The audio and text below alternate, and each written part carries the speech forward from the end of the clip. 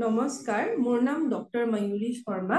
মই গুৱাহাটীত থাকো। মই MBBS কৰিছো ছিকিম মানিপালৰ পৰা এণ্ড মই কনচালটেণ্ট ডায়েবেটলজিষ্ট হিচাপে চাকৰি কৰি আছো। মই আজি এচিড পেপটিক বিকাৰৰ বিষয়ে সৰুকে এটা জাননী দিব বিচাৰিছো। এচিড পেপটিক সম্পৰ্কীয় গেষ্ট্ৰইণ্টেষ্টিনেল অৱস্থাৰ বৰ্ণালী বুজাবলৈ মই ইয়াতে সৰুকে এটা আপোনালোকক জাননী দিব উলিয়াইছো। চ' পেপচিন নামৰ এটা এনজাইম থাকে যিটো আমাৰ স্মল ইন্টেষ্টাইন বা পেটৰ পৰা আমাৰ হয়। সেই বস্তুটোৱে আমাৰ খাদ্যটো ভাঙি মানে কমপ্লেক্স কাৰ্বহাইড্ৰেটছৰ পৰা চিম্পললৈ কনভাৰ্ট কৰি আমাৰ শৰীৰত ইউজ কৰে।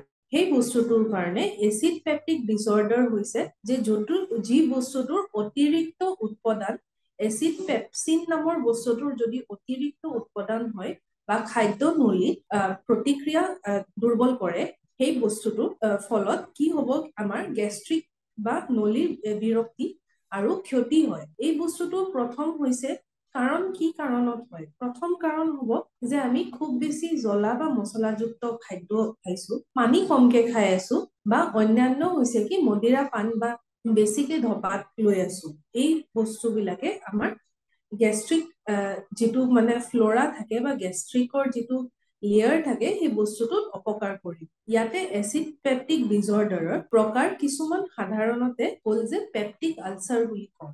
পেপটিক আলচাৰ হ'ল পেটৰ ভিতৰত আৱৰণ কৰি থকা ক্ষুদ্ৰান্তৰৰ ওপৰত অংশ পৰি থকা এটা মূল বিভাগ, এটা সৰু ঘাঁ এটাৰ নিচিনা। প্ৰায়ে এই বস্তুটো হেলিকোবেক্টৰ পাইলৰি নামৰ এটা বেক্টেৰিয়া আছে, সেইটোৰ সংক্ৰমণত বা তাৰ বিষনাশক যদি আমি ঔষধ খাই আছো, যেনেকে আমাৰ বিষৰ টেবলেট বিলাক বেছিকে খোৱা হয়, তেতিয়া আমাৰ গাঁতৰ যিটো ফ্ল'ৰা থাকে সেইটো অপকাৰ কৰি ঘাঁলৈ পৰিণত হয়। অত্যাধিক ব্যৱহাৰ এই বিষৰ টেবলেট সমূহৰ কৰাটো বৰ ভাল বুলি কোৱা নহয়।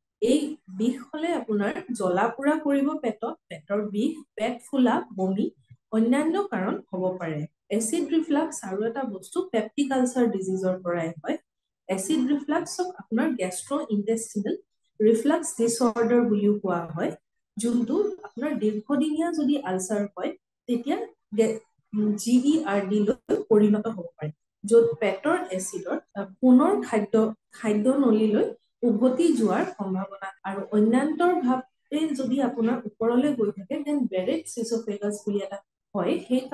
সেইটো লৈও আমি আছিলো এচিড ৰিফ্লাক্সত। এচিড ৰিফ্লাক্স বা GERD এক দীৰ্ঘদিনীয়া অৱস্থাত য'ত পেটৰ এচিডৰ পুনৰ খাদ্য নলীলৈ ঘূৰি গলে আমাৰ ঘাঁ লৈ পৰিণত হ'ব, য'ত বহুত দিন যদি এই ধৰণৰ হয় বেৰেটছ ইছ'ফেগাছ বুলি এটা বেমাৰো হয়, য'ত আমাৰ খাদ্য নলীটো বহুত সৰু হৈ যায় সময়ৰ পৰিণতত, আৰু ইয়াৰ লগত আমাৰ বহুত জটিলতা আৰু অপাৰেশ্যনৰো দৰকাৰ হ'ব পাৰে ভৱিষ্যতে। আৰু ইয়াৰ তাতোকৈ বেছি যেতিয়া হ'ব তেতিয়া আমাৰ জলিংগাৰ এলিছন চিনড্ৰম বুলি এটা চিনড্ৰম আছে, যোনটো এটা বিৰল অৱস্থাৰ পৰিণত হয়, য'ত আমাৰ পেনক্ৰিয়াছ বা দুওডেনামত এচিডৰ অতিৰিক্ত উৎপাদন হয়, আৰু বহুত উৎপাদন হোৱাৰ কাৰণে আমাৰ পেটৰ বিষ, ডায়েৰিয়া, অধিককে ডায়েৰিয়া সৃষ্টি কৰিব পাৰে। এচিড পেপটিক বিকাৰৰ প্ৰতিৰোধৰ বাবে আমি কি ব্যৱস্থা ল'ব লাগিব? প্ৰথম হৈছে আমাৰ খাদ্য আহাৰ। খাদ্য আহাৰত আমি অতিৰিক্ত পানী, ফল মূল আৰু কেঁচা পাচলি চব্জি খোৱাটো বেছি ভাল, আৰু ভজা বস্তু, তেলাল বস্তু, মদিৰা পান সেইবিলাক আমি কমাই কৰিব লাগিব। ইয়াৰ লগত আমি স্বাস্থ্যৰ সুষম খাদ্য খোৱাৰ লগতে টেঙা বা এচিডিক বস্তু বা বিষৰ টেবলেট অলপ কমকে খোৱাটো অত্যন্ত জৰুৰী। আমাৰ জীৱনত মেইন মানে আচল বস্তুটো হৈছে খাদ্য। এক্সাৰচাইজ আৰু বাকী আমি যিমানে নকৰো, যেতিয়ালৈ আমি খাদ্যত নিয়ন্ত্ৰণ নকৰো, আমাৰ কোনো বেমাৰৰ পৰা আমি হ্ৰাস পাব নোৱাৰো। ইয়াৰ লগত আমাৰ আৰু এটা বস্তু আহিব যে নিয়মিত ভাৱে ব্যায়াম কৰিব লাগিব। আমাৰ যিটো আজিকালিৰ দৈনন্দিন জীৱন, ইয়াতে আমাৰ ব্যায়ামটো একেবাৰে কমি গৈছে, যিহৰ কাৰণে আমাৰ অন্যান্য বেমাৰত আমি ভুগিবলগীয়া হয়। সেইকাৰণে য়োগা হওক, ডান্স, নৃত্য বা যিকোনো ধৰণৰ খোজকাঢ়ি কাঢ়িলে কিবা এটা আমি ব্যায়াম দিনটোত আমি কৰিবই লাগিব, নহলে আমাৰ এই বেমাৰ বিলাকে অসুবিধা কৰিব। ওজনটো আমি বেছিভাগ এইটো আমাৰ বেছি ওজন বা শকত মানুহৰ হয়। ওজনটো কমাই আমি নিয়মিতভাৱে ৰাখিব লাগিব আৰু ওজন জুখিবলৈ আমি বডি মাছ ইণ্ডেক্স যোনটো আমি BMI বুলি কওঁ এই বস্তুটোত আমি জুখি চাব লাগিব যে আমাৰ BMI ঠিকে আছে নে নাই। যদি আমাৰ BMI নৰ্মেলতকৈ বেছি আছে তেতিয়াহ'লে আমি এক্সাৰচাইজ কৰি BMI নিয়ন্ত্ৰণ কৰি ৰাখিব লাগিব। BMI নৰ্মেল হৈ থাকিলে বহুত বেমাৰৰ পৰা আমি বাচি থাকিব পাৰোঁ আৰু বিষনাশক আৰু মদিৰা পান ব্যৱহাৰ সীমিত কৰিব লাগিব। NSAIDs যোনটো কয় আপোনাৰ non steroidal anti inflammatory drugs যেনে আমাৰ বিষৰ টেবলেট আৰু অন্যান্য ফুলাৰ টেবলেট সেইবোৰ আমি অলপ কমকে খাব লাগিব আৰু যদি কাৰোবাৰ পেপটিক আলচাৰ বেমাৰ আগৰ পৰাই আছে তেতিয়াহ'লে আমি এই বস্তুবোৰ অকমান বচাই চলিব লাগিব যে আমি কমকে খাম। ইয়াৰ উপৰিও এটা আছে মানসিক চাপ নিয়ন্ত্ৰণ। আমাৰ যদি মনত বহুত চিন্তা বহুত অশান্তি থাকে আৰু আমি তেতিয়া এই বেমাৰটোৰ পৰা কেতিয়াও মুক্তি পাব। সময়ে সময়ে ষ্ট্ৰেছটো আমি কমাব লাগিব, চিন্তা কমাব লাগিব, য়োগা কৰক, ধ্যান কৰক, যিহে আমাৰ মনৰ চিন্তাটো কমাই ৰাখে। তেতিয়াহে আমি পেপটিক আলচাৰ নামৰ ডিজিজটোৰ পৰা বাচিব পাৰিম। ইতিমধ্যে এচিড পেপটিক ডিছঅৰ্ডাৰৰ ধৰা পৰা সকলৰ বাবে নিৰ্ধাৰিত অৱস্থা আৰু ইয়াৰ গুৰুত্বৰ ওপৰত ভিত্তি কৰি ডক্তৰৰ পৰামৰ্শ লৈ চিকিৎসা কৰাটো অত্যন্ত জৰুৰী।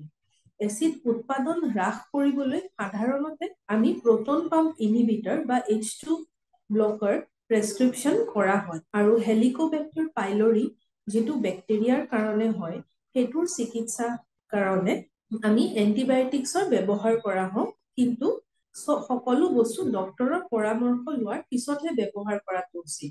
আৰু কিছুমান ক্ষেত্ৰত অস্ত্ৰোপচাৰৰ প্ৰয়োজনো হ'ব পাৰে, যেনে জলিংগাৰ এলিছন বা গুৰুতৰ peptic ulcer disease. Peptic ulcer disease আজিৰ যুগত প্ৰায় 5 পৰা 10% মানুহৰ থাকেই। এইটো যদি আমি আৰম্ভণি ষ্টেজতে গম পাওঁ তেতিয়া আমি ট্ৰিটমেণ্ট কৰিবলৈ সুবিধা হয়। আৰু যদি গম পাইছে যে বহুত দেৰিকে হৈছে তে আমাৰ খাদ্য আৰু বাকী অন্যান্য বস্তুত ভালেখিনি আমি বাছ বিচাৰ কৰি চলাটো উচিত।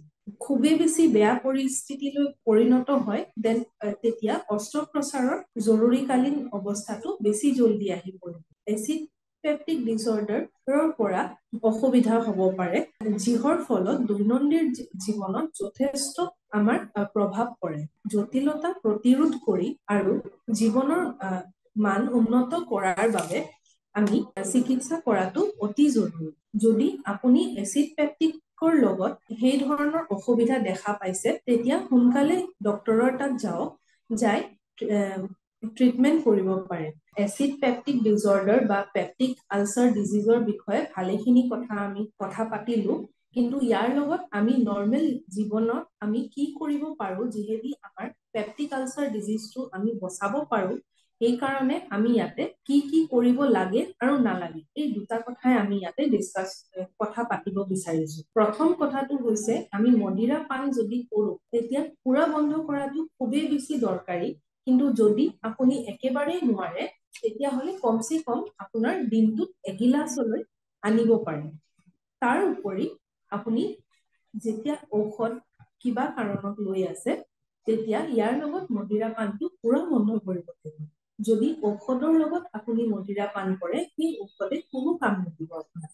ইয়াৰ লগত আমি আৰু এটা বস্তু বহুত দৰকাৰী হৈছে আমাৰ হেণ্ড ৱাশ্ব, মানে হাত ধোৱা প্ৰক্ৰিয়া। আমি কিবা এটা খোৱাৰ আগতে কিবা খোৱাৰ পিছত আৰু মাজে সময়ে হাতখন ধুই থাকিব লাগিব। যদি আমি হাতখন সময়মতে ধুই থাকো পেটত আমাৰ বীজাণুযুক্ত বস্তুবোৰ কমকে সোমাব আৰু আমি বেমাৰো কমকে পৰিম। ইয়াৰ লগত আমি পেইন কিলাৰ বা বিষৰ যিটো ঔষধ হয় যিমান দূৰ পাৰো সিমান আমি এভইড কৰিব লাগে। যিমান আমি বেছিকে পেইন কিলাৰ্ছ খাম বা বিষৰ ঔষধ খাম, যিটো আমাৰ NSAIDs বুলি কয় non steroidal anti inflammatory drugs বুলি কোৱা হয়, এই বস্তুটো আমি যিমানে খাম সিমান আমাৰ পেপটিক আলচাৰলৈ আমি আগবাঢ়ি গৈ আছো। যিমান পাৰো আমি সেই বস্তুটো কমাব লাগিব আৰু আটাইতকৈ দৰকাৰী বস্তু হৈছে পানী। আমাৰ পানী নৰ্মেল জীৱনত বহুত কমকে খোৱা হয়, সেইকাৰণে আমাৰ হিচাপত বডি ৱেইটত অনুসৰি আমি পানী সিমানখিনি গ্ৰহণ কৰিব লাগিব। যিমান পানী খাব সিমান আপোনাৰ টক্সিনছটো ৰিলিজ হৈ চাফা হৈ যাব আৰু আপোনাৰ গাট ফ্ল'ৰা যোনটো আছে সেইটো ভাল হ'ব। এতিয়া আৰু এটা কথা আহিলে যে কি খাদ্য খালে আপোনাৰ আলচাৰটো বেছিকে হয়। এলকহল, কফি, টি, মানে আপোনাৰ চাহ, কফি, মদিৰা পান, স্পাইচি ফুড, মানে জ্বলা মছলা খাদ্য, তেলাল খাদ্য, এইকেইটাতে আপোনাৰ বেছিকে গেষ্ট্ৰিক আলচাৰ বা পেপটিক আলচাৰ হ'ব পাৰি। মোৰ অনুৰোধ থাকিল যে এইবোৰ বস্তু যদি আপোনালোকে খোৱাটো কমাব পাৰে খুবেই ভাল, আৰু যদি কিবা কাৰণত খোৱাও হয় সেইদিনা পানীৰ পৰিমাণটো অলপ বেছিকে কৰিলে আপোনাৰ অকমান হলেও সুবিধা হ'ব পেপটিক আলচাৰৰ ডিজিজৰ পৰা বাচিবলৈ। এইখিনি কৈয়ে মই সামৰণি মাৰিলো। ধন্যবাদ।